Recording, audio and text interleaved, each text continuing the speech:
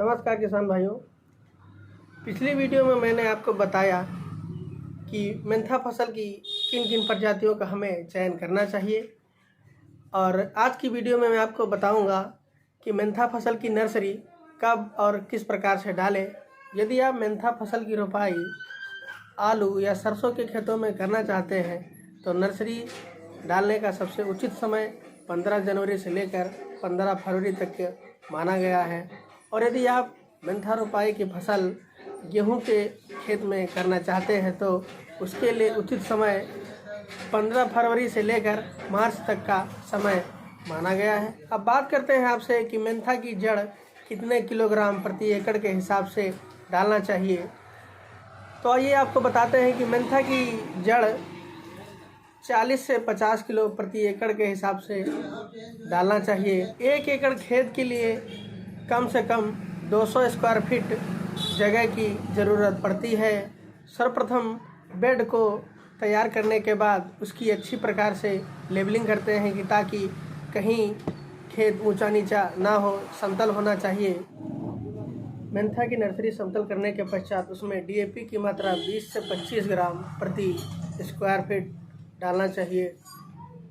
खेत समतल होने के पश्चात जड़ों की जैविक उपचार के लिए ट्राइकोडर्मा 250 ग्राम प्रति एकड़ के हिसाब से 50 लीटर पानी में उन जड़ों को डुबो देना चाहिए।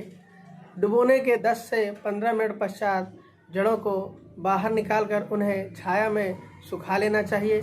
यदि जैविक उपचार के लिए ट्राइकोडर्मा न मिले तो रासायनिक उपचार करने के लिए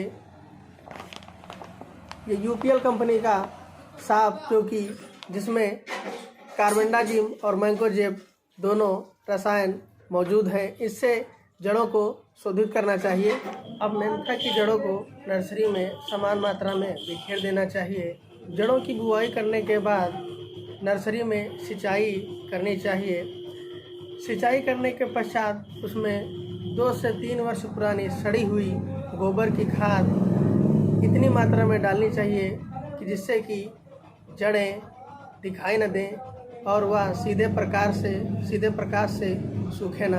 बुआई के 48 घंटे के अंदर हमें टाटा कंपनी का पेंडिमेथिलीन 2 ml प्रति लीटर पानी के हिसाब से छिड़काव करना चाहिए। छिड़काव करने से किसी भी प्रकार की घास नहीं उगती है। यदि मेंथा फसल को कीड़े खाते हैं तो उसके कीटनाशक के लिए हमें नागार्जुना कंपनी का प्रोफेक्स सुपर 2 ml प्रति लीटर पानी के हिसाब से छिड़काव करना चाहिए, जिससे सभी कीड़े मर जाते हैं।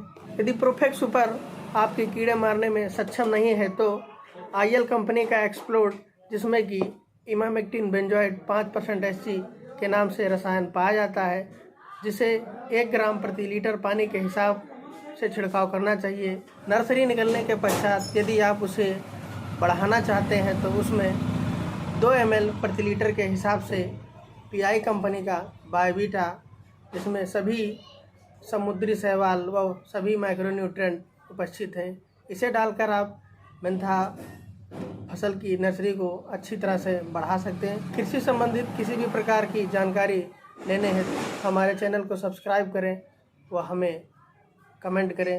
धन्यवाद।